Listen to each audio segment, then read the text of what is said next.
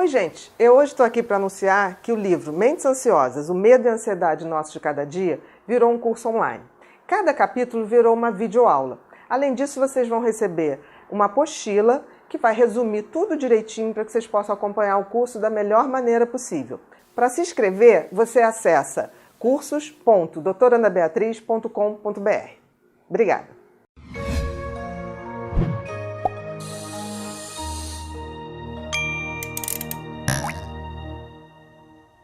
Olá, tudo bem? Nosso Mentes em Pauta de hoje traz o tema transtorno bipolar.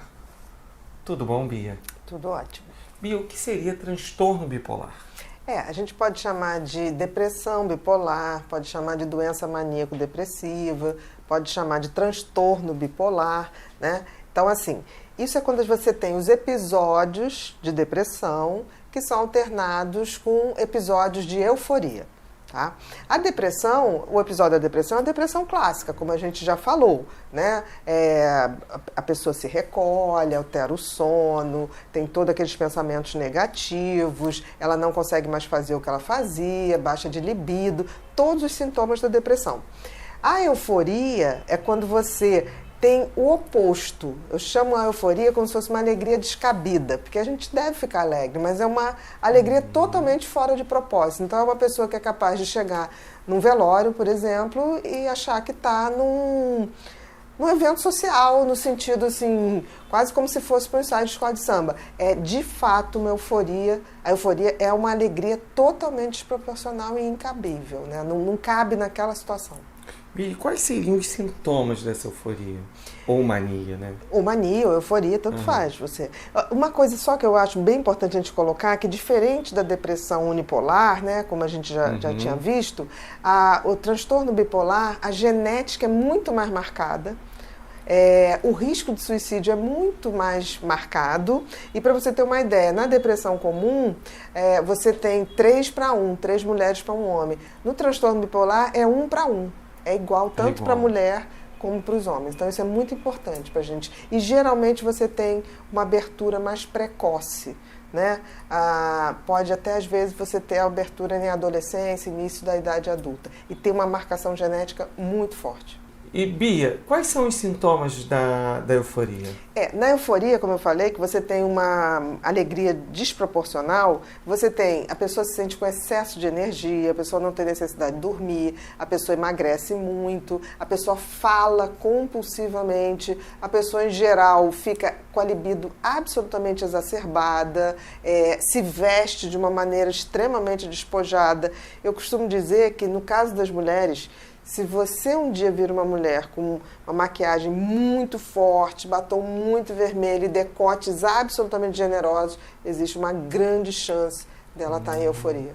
Às vezes o paciente nem precisa dizer. Não. Só ali a você forma já como sabe. Ele está se colocando. Ele fala muito alto, ele ou ela, né? Fala muito alto, está sempre numa sedução, extremamente agressivo, muito irritado, 3 tons, 4 tons acima do que seria uma pessoa expansiva. É uma pessoa over em todos os sentidos. Mas todos os bipolares são assim? Todos, na euforia. Na euforia. Na euforia, sim, todos. Para ter bipolaridade, você vai ter que ter, em algum momento, um episódio de euforia, ou mania, ou hipomania. Aí que a gente define o tal do tipo 1, tipo 2, ou ciclotimia. Tá. A cultura, né, eu estou falando do leigo, não é pessoas que estudaram e tal, costumam falar assim, e o fulano hoje acordou, ele é bipolar, ele acorda de um jeito e dorme de outro. Isso não é uma bipolaridade, porque o bipolar ele precisa ter um tempo para... Ele oscila nesses ciclos dele. O tempo de ciclagem é importante, mas o quadro clínico é importante. O bipolar ele tem, de fato, uma mudança de humor. Você passa de um patamar para o outro, você passa de uma depressão para uma euforia. Então, são patamares diferentes. Mas muito rápido, num dia? Não, no dia não, nunca. sim. Aí é uma instabilidade, que é o que a gente, geralmente, as pessoas confundem, que é o transtorno borderline, que tem essa Isso. instabilidade, que de acordo com o que acontece no dia, pode ter essa variação. Mas isso bipolar não é assim. bipolaridade, não tem essa marcação de você ter um fato que justifica uma mudança de humor. O bipolar não existe essa coisa, eu briguei com o namorado, então vou ficar deprimida. Ou então eu conheci um cara lindo, maravilhoso, vou ficar eufórica. Não existe essa marcação que existe no caso do bipolar, do borderline. Na bipolaridade você tem duas fases muito distintas.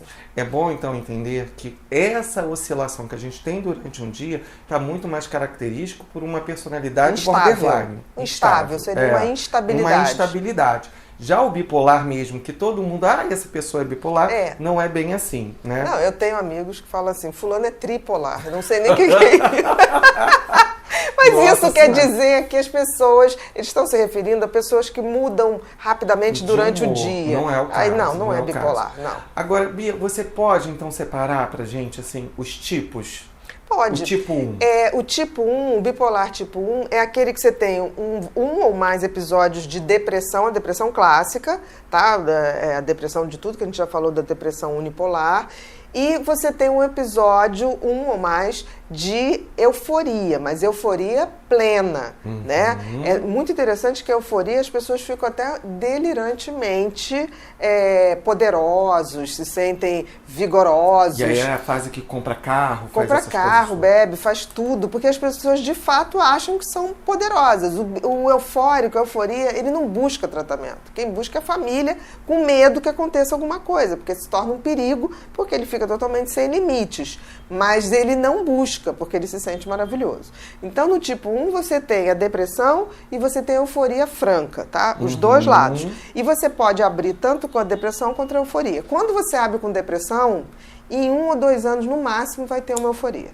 Isso é importante. No tipo 2, você tem a depressão, mas você não tem uma euforia franca. Você tem a hipomania, que seria uma mania mais suave. Não chega a ser aquela coisa escandalosa. É uma pessoa, a hipomania, você tem uma energia exagerada, mas pode passar desapercebido. Como tipo assim, nossa, a pessoa está produtiva, está melhor. Mas aí você alterna com uma depressão que é depressão mesmo, que é uma depressão grave, e aí depois a pessoa pode evoluir para uma hipomania. Então você não tem. No tipo 1 você tem depressão e mania franca. No tipo 2 você tem a depressão e hipomania.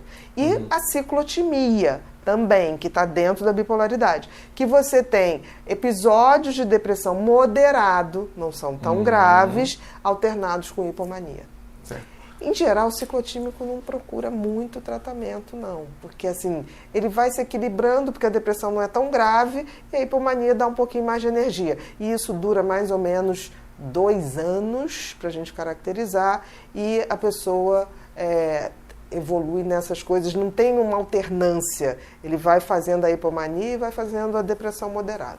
Bia, e os tipos de tratamento são iguais? Não, para todos esses não. tipos? E tem uma coisa interessante que você está falando, porque assim, o bipolar, se não for muito rigorosamente tratado, é um transtorno que vai para a vida toda. Então, se a pessoa não tratar bem, vai paralisar a vida familiar, vai paralisar a vida profissional, porque a alternância é muito grave. Tá? Então, tem bipolaridades que justificam até uma aposentadoria precoce. Então, é importante que o paciente bipolar tenha noção de que, uma vez feito o diagnóstico, é tratamento para o resto da vida e com muito rigor. É uma coisa muito, tem que ter muita disciplina. E aí a gente tem que investir nos estabilizadores de humor, que são muito mais importantes do que o antidepressivo, que você tem que ter muito cuidado. Porque você joga o antidepressivo, você pode fazer uma virada maníaca. Né? E você também tem que ter muito cuidado, porque se você joga alguma coisa, tipo assim, para baixar muito a mania, você pode jogar numa depressão. Então, em geral, a gente busca os estabilizadores de humor, que o mais conhecido é o carbolítio, mas você tem a lamotrigina, você tem o Depakote, que é o ácido valproico, você tem... Isso tudo tem que ser dosado. Né? A gente usa hoje um pouco do pregabalina, o próprio oxcarbazepina, que é o trileptal. Então você tem várias opções. A gente tem que ver qual a melhor opção. Exatamente. Vai de cada um O próprio quetiapina também pode funcionar.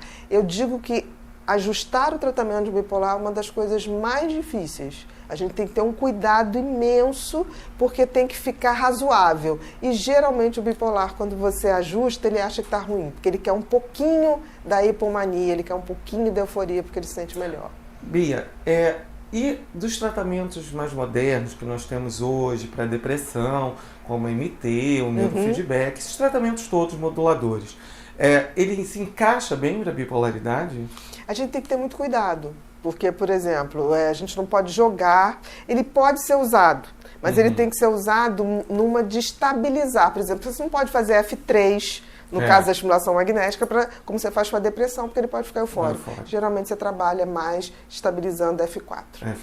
Né? Que é uma coisa que se baixa mais a ansiedade. Eu diria que não é o principal, tá? Como é para depressão. A gente aposta mais nos estabilizadores. Bia, e para a gente finalizar, eu gostaria de deixar aqui 2 números de grupos de apoio para as famílias, né? E para os portadores, né? De bipolaridade. Tá bom? E mais uma vez, muito obrigado. De nada, querido.